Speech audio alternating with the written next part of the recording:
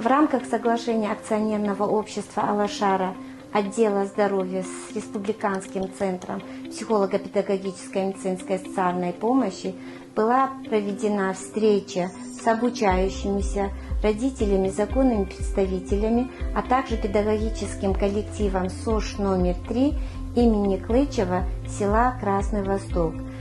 Цель поездки – оказание психолого-педагогической, медицинской, социальной, логопедической, консультативной помощи всем участникам мероприятия. По итогам мероприятия планируется дальнейшая коррекционная работа с детьми по запросам родителей. Педагоги образовательной организации поучаствовали в тренинге по профилактике эмоционального выгорания. Родители, законные представители получили индивидуальные консультации таких специалистов, как психолог, логопед, дефектолог, олигофренопедагог, тифлопедагог, сурдопедагог и детский психиатр.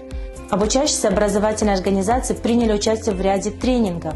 9-11 классы по психологической готовности к экзаменам, а 5 и 6 классы по интернет-зависимости.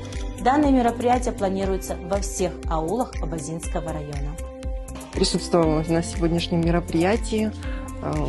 Было очень интересно, познавательно. Было много вопросов, на которые нам дали ответы. Мы очень благодарны за данную лекцию и хотелось бы, чтобы это еще повторилось не раз.